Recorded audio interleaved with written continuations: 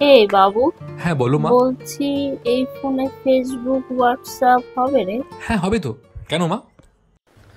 ওই যে তুই সব সময় ফেসবুক হোয়াটসঅ্যাপ নিয়েই থাকিস, এগুলো যদি আমার ফোনে থাকে তাহলে তুইও আমাকে একটু সময় দিতে পারবি, কথা বলতে পারবি। দে না রে।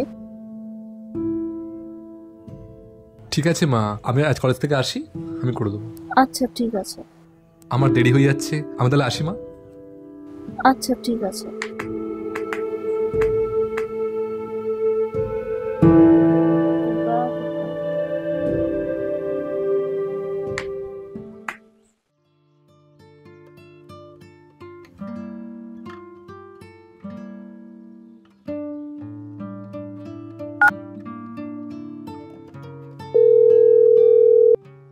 ম্যাথের নোটস, কেমিস্ট্রির নোটস, এত চাপ হলে হয় বল?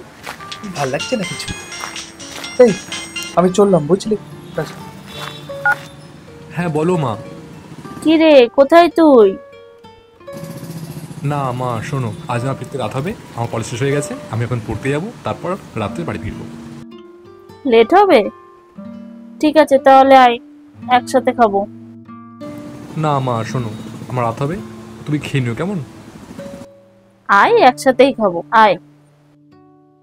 তুমি খেয়ে নাও না। তোর খিদে নেই, তুই আয়, একসাথেই খাবো।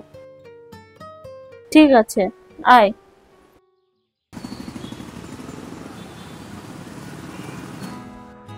খিদে নেই? শুধু মিথ্যে কথা। হ্যাঁ, এটাই আমার মা, আমাদের মা। সত্যি মায়েরা মিথ্যুক হয়, সবসময় মিথ্যে কথা বলে। ছোটবেলায় যখন খেতে চাইতাম না, তখন থেকে মা মিথ্যে কথা বলে। তখন মা বলতো, এই খেয়ে নে, নাহলে ছেলেধরা এসে ধরে নিয়ে যাবে কিন্তু। তারপর খাওয়া শেষ করে যখন মায়ের জন্য রাখা শেষ মিষ্টির দিকে তাকাতাম, তখন মা সেটা বুঝতে পেরে বলতো, এটাও খেয়ে নে, আমার জন্য আলাদা করে রাখা আছে। সত্যি মায়েরা মিথ্যুক হয়, সবসময় মিথ্যে কথা বলে। মনে আছে একবার পুজোর সময় শপিং করতে গিয়ে একটা জুতো খুব পছন্দ হয়েছিল, কিন্তু আমাদের মতো মধ্যবিত্তের কাছে সেটা ছিল খুব দামি। মা সেটা বুঝতে পেরেছিল যে জুতোটা আমার কাছে খুব পছন্দ হয়েছিল। তখন মা তার জন্য কেনা জুতোটা বাবাকে দিয়ে বলেছিল যে তার নাকি সেটা ভালো লাগছে না, বাবা যেন আমাকে আমার পছন্দের জুতোটা কিনে দেয়, মা পরে নিয়ে নেবে।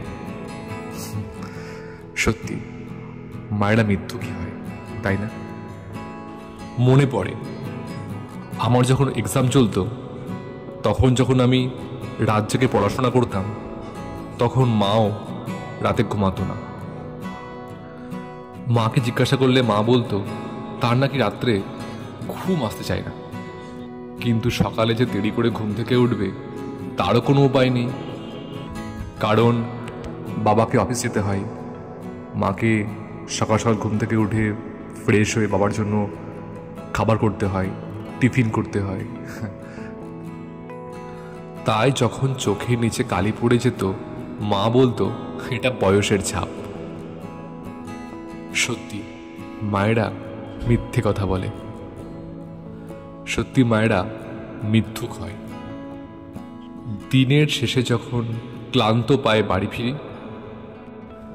তখন অন্ধকার সিঁড়িটুকুনি দৌড়ে পেরোই, কারণ মা বলতো অন্ধকার পেরিয়েই মা দাঁড়িয়ে থাকে।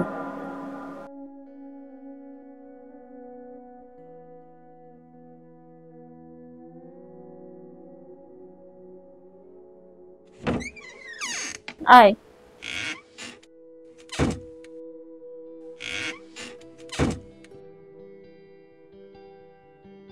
উফ, বাপরে বাপ।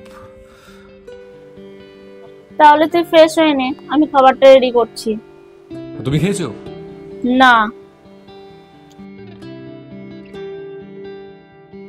আয়, একসাথেই খাবো।